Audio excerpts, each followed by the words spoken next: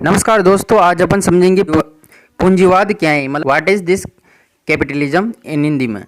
Capitalism क्या है, capitalism किसे कहते हैं, पूंजीवाद किसे कहते हैं, उसके बारे में आज इस वीडियो में अपन डिस्कस करेंगे। पूंजीवाद कैपिटलिज्म एक प्रकार की विचारधारा का नाम है जो मानवता सामाजिकता से ज़्यादा आर्थिक लाभ की पक्षधर है। पूंजीवाद में भावनाओं से ज़्यादा धन प्राप्त करने में जोर दिया जाता है। पूंजीवाद औद्योगिक एवं तकनीकी विकास से प्रेरित था। पूंजीवाद का जन्म अमेरिका में हुआ था।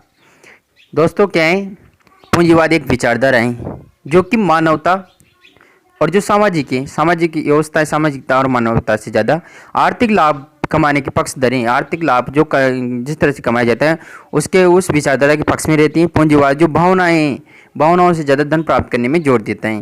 पूंजीवाद औद्योगिक एवं तकनीकी विकास से प्रेरित था और इसका जन्म कहाँ हुआ है, अमेरिका में हुआ था। ठीक है, अमेरिका एक ऐसा देश था जिसमें साम्यवादी विचारधारा के विपरीत पूंजीवादी विचारधाराओं को अपनाया और इसे इसके अंतिम छोर तक ले गया। तो आज अपन पूंजीवाद के बारे में डिटेल से डिस्कस करेंगे। पूंजीवाद कैपिटलिज्म। पूंजीवाद का जन्म शीत युद्ध के दौर में हुआ था। शीत युद्ध को पूंजीवाद और साम्यवाद के मध्य की लड़ाई के रूप में देखा वो समझा जा सकता है। पूंजीवाद का संबंध आर्थिक गतिविधियों से होता है। इसमें कोई भी देश जो पूंजीवाद का समर्थन होता है वो प्राय औद्योगिक एवं तकनीकी विकास को महत्व देता है। पूंजी के महत्व को स्वीकार करते हुए पूंजीवादी वर्ग के आर्थिक विकास पर ही बल देता है। दोस्तों, पूंजीवाद का जन्म शीत युद्ध के दौरान हुआ था। जब शीत युद्ध हो रहा था, शीत युद्ध के बारे में अपने पढ़ लिया है। शीत युद्ध के दौरान पूंजीवाद का जन्म हुआ था। साम्यवाद और जो पूंजीवाद दो विचारधाराएं पनपी थी। जो पूंजीवाद है उसका संबंध किससे, आर्थिक गतिविधियों से इसका संबंध होता है। कोई भी देश जो पूंजीवाद का समर्थक होता है वो प्राय जो औद्योगिक और तकनीकी जो विकास होता है उसको महत्व देता है ज़्यादा, मतलब आर्थिक लाभ कमाना चाहते हैं अधिक से अधिक। ठीक है, औद्योगिक क्रांति को बढ़ावा देना और तकनीकी एवं मशीनी विकास पर राष्ट्रीय धन खर्च करना या योग्य करना पूंजीवाद है। इसमें सामाजिक विकास से ज़्यादा आर्थिक विकास एवं औद्योगिक विकास पर अत्यधिक बल दिया जाता है। पूंजीवाद में एक राष्ट्र आर्थिक विकास हेतु अन्य देशों से आर्थिक संधि करता है जिससे वह आर्थिक रूप से मजबूत बन सके। और पूंजीवाद कैपिटलिज्म एक ऐसी विचारधारा है जिसे हर देश अपनाना चाहता है, परंतु ये बहुत मायने रखता है कि उस देश की स्थिति या पूंजीवाद विचारधारा के अनुरूप है या नहीं, क्योंकि यह सफलता और असफलता निर्धारित करती है। औद्योगिक क्रांति को बढ़ावा देना मतलब और तकनीकी जो मशीनें होती हैं विकास पर धन खर्च करना, ये पूंजीवाद होता है। मतलब जो सामाजिक विकास होता है और उससे ज़्यादा किसको महत्व दिया जाता है, आर्थिक विकास को महत्व दिया जाता है। औद्योगिक विकास को ज़्यादा महत्व दिया जाता है, उस पर अत्यधिक बल दिया जाता है। और जो पूंजीवाद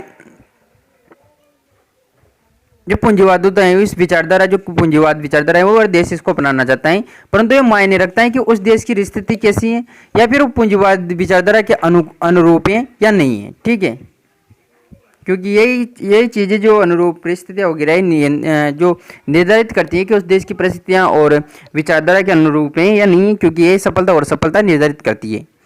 पूंजीवाद और साम्यवाद देख लेते हैं अपन, कैपिटलिज्म एंड कम्युनिज्म।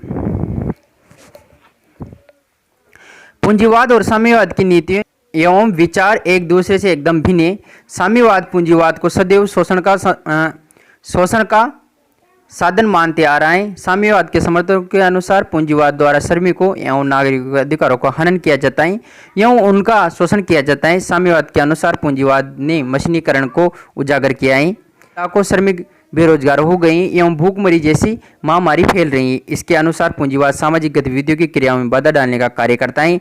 जहां पूंजीवाद का उद्देश्य आर्थिक लाभ अर्जित करना है, वहीं साम्यवाद और आर्थिक लाभ से ज़्यादा मानवता, सामाजिकता एवं सांस्कृतिक विकास पर बल देता है। अंतर समझ में आ रहा होगा। जो पूंजीवाद है वो तो जो आर्थिक लाभ कमाना चाहते हैं, आर्थिक धन अर्जित करने में महत्व देता है, समर्थन करता है। और जो साम्यवाद है वो आर्थिक लाभ से ज़्यादा मानवता को, सामाजिक को और जो सांस्कृतिक विकास है उस पर बल देता है। जहाँ साम्यवाद सामाजिक गतिविधियों से संबंध रखता है, वहीं पूंजीवाद आर्थिक गतिविधियों की देन है। पूंजीवाद और साम्यवाद अपनी अपनी विचारधाराओं और नीतियों एवं क्रियाओं तीनों आधारों पर एक दूसरे से भिन्न हैं। दोनों ही अपनी विचारधाराएं जो एक दूसरे को अलग करती हैं और दोनों ही विचारधाराओं ने अपने अपने नैतिक मूल्य एवं अपने अपने उद्देश्य एवं लक्ष्य हैं। साम्यवाद जहाँ संपूर्ण विश्व के समस्त फलों को ध्यान रख देता है, वहीं पूंजीवाद विचारधारा को स्वार्थी माना जाता है। इसका उद्देश्य सिर्फ और सिर्फ अधिक से अधिक धन अर्जित करना है और लाभ प्राप्त करना है। तो ये दो विचारधाराएं, ठीक है, शीत युद्ध भी इन दो विचारधाराओं के कारण ही हुआ था। जो दो विचारधाराएं, साम्यवाद और पूंजीवाद। जहाँ जो साम्यवाद है वो सामाजिक सांस्कृतिक पर भी बल देता है, परंतु जो पूंजीवाद है वो अधिक से अधिक धन कमाना चाहता है, सिर्फ उसका उद्देश्य अधिक से अधिक धन अर्जित करना और लाभ कमाना चाहता है। अब पूंजीवाद की विशेषता देख लेते हैं अपन। पूंजीवाद का संबंध आर्थिक गतिविधियों से होता है। यह औद्योगिक एवं तकनीकी विकास पर बल देता है और यह मशीनीकरण की उपज मानी जाती है। पूंजीवाद एक आर्थिक प्रणाली है जो धन या मूल्य प्रणाली के नाम से जानी जाती है। श्रम विभाजन एवं श्रमिकों के बदले मशीनों के विकास पर बल दिया जाता है। विकास पर बल दिया जाना पूंजीवाद विचारधाराओं का एक रूप है। पूंजीवाद वह सोच है जिसमें कोई राष्ट्र समाज के विकास से ज़्यादा पूंजी के विकास पर जोर देता है। पूंजीवाद एक अर्थव्यवस्था है जिसमें आर्थिक रूप से समस्त फलों को व्यवस्थित करके रखा जाता है और पूंजीवादी वर्ग में प्राय उन वर्गों को सम्मिलित किया जाता है जो अपनी नीतियों का निर्माण पूंजी द्वारा अधिक से अधिक लाभ कमाने की योजना के लिए करते हैं। औद्योगिकरण का पूंजीवाद निर्माण में बहुत अहम योगदान रहा है। आधुनिक समय में औद्योगिकरण के विकास को देखते हुए हम कह सकते हैं कि वर्तमान विश्व व्यवस्था पूंजीवादी व्यवस्था कैपिटलिज्म की ओर बढ़ रही है। पूंजीवाद एक ऐसी व्यवस्था है जिसमें प्रत्येक देश की नीति का झुकाव आर्थिक गतिविधियों के मध्य ही होता है। किसी भी राष्ट्र की पूंजीवाद की ओर झुकाव उसके विकास की स्थिति को जरूर दर्शाता है, परंतु पूंजीवाद विचारधारा या विचार प्रत्येक समाज की परिस्थितियों के अनुरूप नहीं होते। इनका उदाहरण हम शीत युद्ध के दौर में देख सकते हैं। रूस की आर्थिक स्थिति कमजोर होने के बावजूद भी वह अन्य देशों से हथियार एवं अन्य सामग्री खरीदता था, जिससे उसका राजकोष का सारा धन उसमें ही खर्च हो जाता था, जिससे उसकी सामाजिक, आर्थिक और शैक्षणिक व्यवस्था पूर्ण रूप से बिखर चुकी थी। इसी का अनुभव करते हुए मिखाइल गोर्बाचोव ने शीत युद्ध का समापन किया और सोवियत संघ का विघटन हो गया। अब दोस्तों, आज हमने जो कैपिटलिज्म के बारे में पढ़ा, पूंजीवाद के बारे में, अब इसका निष्कर्ष क्या निकलता है ये देखते हैं अपन। दोस्तों, किसी भी राष्ट्र के लिए उसकी औद्योगिक एवं तकनीकी विकास अत्यधिक मायने रखता है, परंतु वर्तमान स्थिति को देखते हुए अत्यधिक आवश्यक है कि इस नीति का पालन तभी तक किया जाए जब तक कि राष्ट्र की आर्थिक स्थिति पहले से काफ़ी मजबूत हो।